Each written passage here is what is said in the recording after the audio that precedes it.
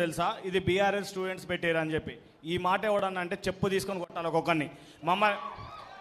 Telangana Congress Pradesh chairman Mahesh Kumar Goud official letter మీద ధర్నా చౌక్లో నిరుద్యోగులతోటి ధర్నా పెట్టించి మా మీద కేసులు అయ్యేలా చేసిన అఫీషియల్ లెటర్ ప్యాడ్ ఇది. ఆ రోజు నువ్వు చేసింది ఏంటిది అంటే బీఆర్ఎస్ గవర్నమెంట్ మీద నువ్వు రెచ్చగొట్టి మమ్మల్ని ఉద్యమాలు చేసి కేసులు పాలయ్యా చేసావు కదా, చేసినట్టే కదా. నువ్వు రేపటి రోజున ఇది తప్పు, ఈ మీటింగ్ తప్పని నువ్వు మాట్లాడితే చెప్పులు తీసుకొని కొడతాం. మీ ఎవరినైనా పల్లి బఠానీలు అమ్ముకునే కాంగ్రెస్ నాయకులకు వాటర్ బాటిల్ అందించి ఆ రోజు ధర్నా చౌకులో ధర్నా పెడితే మీరు తాగిన కొబ్బరి బొండాలు కూడా మా రక్తాన్ని చిందించినాం. మీకు శాల్వాలు కప్పితే మా చర్మాలు అమ్మి కుట్టించి కట్టించినాం మేము. ఇది పరిస్థితి ఆ రోజు కానిస్టేబుల్ అభ్యర్థులు. రేపటి రోజున ఈ మీటింగ్ గురించి ఎవడైనా తప్పుగా మాట్లాడితే ఉరికిచ్చి దిల్సునగర్లో కొడతాం ఎవడన్నా. నేను ఈ లెటర్ అందుకని ఉదయం నుంచి పట్టుకొని తిరుగుతున్నా. ఇంకొకటి, ఇప్పుడు కానిస్టేబుల్ అభ్యర్థుల సమస్యల గురించి ఒక 2 నిమిషాలు మీ అందరి దృష్టికి తీసుకొస్తా అన్న. దాదాపుగా 15 లక్షల మంది కానిస్టేబుల్ అభ్యర్థులు ఎన్నో ఆశలుగా చూస్తున్న పోలీస్ నోటిఫికేషన్ మీద గత గవర్నమెంట్లో కేసీఆర్ గారు 2014లో తెలంగాణ వచ్చిన తర్వాత ఎవ్రీ 2 ఇయర్స్ 2016, 18, 22లలో నోటిఫికేషన్ ఇవ్వడం ద్వారా పోలీస్ అభ్యర్థులు దాదాపుగా 48,000 పోలీస్ నోటిఫికేషన్లు ఇచ్చిన మాట వాస్తవమా కాదా? వాస్తవమే కదా. ఆ లాస్ట్ 2022 తర్వాత మనం ఈవెంట్స్ మెయిన్స్ అన్నీ కూడా 2023 అక్టోబర్లో కంప్లీట్ చేసినాం. ఆయనకి లాస్ట్ నోటిఫికేషన్ సంబంధం లేదు. కానీ నేను ఇక్కడ ఒక మంత్రి గురించి చెప్పాలనుకుంటున్నాను. నల్లగొండ జిల్లా నుంచి వచ్చిన నేను నల్లగొండ జిల్లా మంత్రి. ఏ నల్లగొండ జిల్లా మంత్రి అయితే మన నల్లగొండ జిల్లాకి జీవో నెంబర్ 46 వల్ల అన్యాయం జరుగుతుంది, మన పార్టీ అధికారంలోకి రాగానే మీ అందరికీ న్యాయం చేస్తాను అదే నల్లగొండ కోమటిరెడ్డి వెంకరెడ్డి, నువ్వు ఈ వీడియో చూస్తే మాత్రం నువ్వు చచ్చిపోవడం బెస్ట్ అబ్బా. నేను చెప్తున్నా, నేను మాట్లాడే ప్రతి ఒక్కటి కూడా మీ అందరికీ తెలుసు. ప్రూఫ్స్ లేకుండా ఏ ఒక్కటి మాట్లాడను. నా దగ్గర అన్ని ఆధారాలు వీడియోలు ఉన్నాయి. నేను మాట్లాడేది ఒక్క 2 నిమిషాలు మీరు అందరూ వినండి. ఆదిలాబాద్ సభలో సీఎం రేవంత్ రెడ్డి గారు పోలీసు ఉద్యోగాలని మన ఆల్రెడీ కేసీఆర్ గవర్నమెంట్ వేశారు, ఎలక్షన్ కోడ్ వచ్చింది, నియామక పత్రాలు ఒకటే మనం హైకోర్టులో స్టే పట్టుకొచ్చినాం. పాల్వాయి వెంకటరెడ్డిని, మునుగోడుకు చెందిన పాల్వాయి వెంకటరెడ్డిని పట్టుకొని ఢిల్లీ వెళ్ళి ఈ ద్రోహి నల్లగొండ, ఖమ్మం, వరంగల్, మహబూబ్ నగర్లో 48 సీట్లు గెలవడానికి ప్రధాన కారణమైన ఈ పోలీసు అభ్యర్థుల యొక్క ఉరితాడు కోసింది ఈ కోమటిరెడ్డి వెంకటరెడ్డి. పాల్వాయి వెంకటరెడ్డికి 20 లక్షలు పెట్టి స్టే ఆర్డర్ పోయి మనకి ఉద్యోగాలు ఇస్తా అని చెప్పి నష్టమైన గ్రామీణ ప్రాంత విద్యార్థులకు ఉద్యోగాలు ఇస్తా అని చెప్పిన ఇదే కోమటిరెడ్డి వెంకటరెడ్డి మన స్టే ఆర్డర్ పోగొట్టి ఎల్బీ స్టేడియంలో మమ్మల్ని టాస్క్ ఫోర్స్ పెట్టి రూమ్లలో ఉంటే వ్యాన్లలో వేసుకొని ఊరంతా తిప్పుతూ మమ్మల్ని అరిగోసపడేలాగా చేసిన ఈ కోమటిరెడ్డి వెంకటరెడ్డి నల్లగొండ జిల్లాలో నిరుద్యోగులను ఓడగొట్టడానికి మొదటి కంకణం నేనే కట్టుకుంటా. నేను చచ్చే లోపు వాడిని ఖచ్చితంగా ఓడగొడతా. ఎందుకంటే 4 కేసులు పెట్టుకుని నేను కాడికి పోతే మన నల్లగొండ గెలవంగానే ఉఫ్ఫని ఊతే జీవో పోతుంటే ఏ మనస్సాక్షి పెట్టుకొని నువ్వు నల్లగొండ జిల్లాకి అన్యాయం జరుగుతుంటే అదే డబ్బులు పెట్టి మమ్మల్ని ఓడగొట్టడానికి నీకు ఎక్కడి నుంచి వచ్చినాయి ఆ డబ్బులు? ఒక్కసారి సాయిబాబా టెంపుల్లో అరియాకులతోటి తినే సాయిబాబా టెంపుల్ అన్నదానం కాడ ఉండే మేము మమ్మల్ని ఎలా చూడబుద్దవుతుంది మీకు? సివి ఆనంద్ గారేమో 5,000 పోస్టులు అంటాడు, ఒక ఎమ్మెల్యే ఏమో లడ్డు వేలం పడబడినట్టు 60,000, 70,000, 80,000 అంటారు. అసలు పోలీస్ అభ్యర్థుల యొక్క కష్టాలు తెలుసా మీకు? పోలీస్ అభ్యర్థులు కోచింగ్ వచ్చేటప్పుడు ఎలా వస్తారో తెలుసా? ఊళ్ళో ఎన్ని ఆశలతోటి దిల్సునగర్లో అడుగు పెడతారో తెలుసా?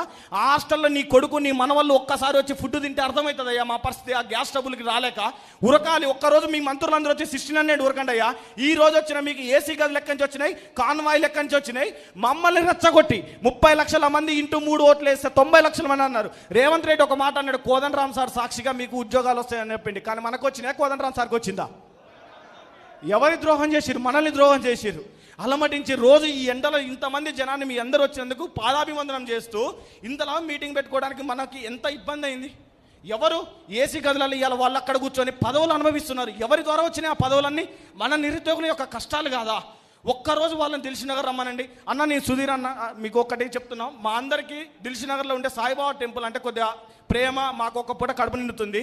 70,000 ఉద్యోగాలు ఇచ్చిరని ఇవాళ గురువారం కలిసి వచ్చింది మనకి. వచ్చే గురువారం రోజు మనందరం కలిసి సాయిబాబా టెంపుల్కి పోదాం. తడి బట్టలతో 70,000 ఉద్యోగాలు రేవంత్ రెడ్డి ఇచ్చిన ప్రమాణం చేస్తాడా సాయిబాబా టెంపుల్లో? చేపిద్దామా? 70,000 ఉద్యోగాలు ఇచ్చిన ప్రమాణం చేస్తాడా? ఏమి ఇబ్బందులు పెడుతున్నారు. ఒక్కసారి గ్రౌండ్లలో ఉరకలేక వయోభారంతో తల్లిదండ్రులకు చెప్పుకోలేక 34-36 సంవత్సరాలు వచ్చిన ఎవడన్నా జీవో పెంచుతాడు. జీవో నెంబర్ 31 తీసుకొచ్చిండు. 2024 నుంచి 2026 వరకు జీవో పెంచిండు. కానీ ఆ టైంలో నోటిఫికేషన్ రాలే. ఏ దౌర్భాగ్యుడన్నా జీవోని పెంచి ఏజ్ రిలాక్సేషన్ ఇస్తారు. కానీ ఎవడైనా జీవో తగ్గించి ఏజ్ రిలాక్సేషన్ చూసిన ఈ దరిద్రుని నేను ఒక్కనే చూస్తున్నా. ఎక్కడైనా ఏజ్ పెంచుతారా? 19,000 ఉద్యోగాలు వేయాలి. మా కేటగిరీలు ఎన్ని ఉన్నాయి, మా పోస్టులు ఎన్ని ఉన్నాయి, మాకు కావాల్సినది ఏమిటో నీకు తెలవనప్పుడు నీకు ఇష్టం హోం శాఖనే లేదు. మేము ఎవరిని కలవాలి? ఆ దరిద్రుడు బోర్డు చైర్మన్ వివి శ్రీనివాసరావు గారు దానికి శనిలాగా పట్టిండు. వదిలిపోరా అన్న వదిలిపోవట్లే. ఏ ఒక్క పోలీస్ అభ్యర్థి అన్నా మనం వినతి పత్రం ఇవ్వగలిగినవా? రాజ్యాంగబద్ధం చైర్మన్ అయినా బుర్రా వెంకటేశం కన్నా ఇవ్వగలుగుతున్నాం. కానీ మన బోర్డు చైర్మన్ మనల్ని దగ్గరకు రానిస్తున్నాడా? హోమ్ మినిస్టర్ ఏం పోయి తలకాయ లేని సీఎం దగ్గర పెట్టుకున్నాడు. వాడు మనల్ని కలవనియాడు. ఊకి ఈ గొడవలు మంగ్లీ కేసు అని ఇవన్నీ పట్టుకుంటారు. కానీ దిల్షుక్ నగర్ ఒక్కసారి రాయ్యా. దిల్షుక్ నగర్ ఒక్కరోజు సాయంత్రం 5 గంటలకు రా. మా కష్టాలు తెలుస్తాయి. మీ ఫీజులు కట్టుకోలేక జూన్ 5వ తారీఖు వచ్చింది. హాస్టల్ ఫీజులు కట్టాలి, స్టడీ హాల్ ఫీజులు కట్టాలి, హాస్టల్లో భోజనం చేయాలంటే కిందికి వెళ్తే ఓనర్ అడుగుతాడు అని భయంతో ఓనర్ లేనప్పుడు పోవాల్సి వచ్చిన పరిస్థితి వస్తుంది. ఈ అందరికి కారణం ఎవరు? 2.5 సంవత్సరాలు పోలీస్ నోటిఫికేషన్ లేకపోతే ఎన్ని ఇబ్బందులు పడాలి, ఎన్ని కష్టాలు పడాలి. స్టడీ హాల్ ఓనర్ ఎప్పుడు వస్తుందో తెలియదు. స్టడీ హాల్ ఓనర్కి వస్తే స్టడీ హాల్ ఫీజు ఎప్పుడు కట్టాలి, ప్రతి నెల బుక్స్ కట్టాలి. ఎక్కడి నుంచి వస్తాయి మాకు ఈ డబ్బులన్నీ? ఈ అవస్థలకు కారణం ఎవరు? అంటే ఎవరు అడిగేవాడు లేడానా? ఎవడు ప్రశ్నించేవాడు రాడనా? వస్తాడు. ఏ ఉద్యమం తెలంగాణ 1200 మంది విద్యార్థులు తలుచుకుంటే తెలంగాణ రాష్ట్రమే వచ్చింది. తొక్కలో గవర్నమెంట్ నువ్వెంత? మేమందరం విద్యార్థులు అని మీ అందరికి కూడా ఒక్క సంఘటన చెప్తున్నా. జీవో నెంబర్ 46 కేసు మీద రాకేష్ రెడ్డి అన్న సపోర్ట్ చేసి మా అందరికి చాలా హెల్ప్ చేసిండు.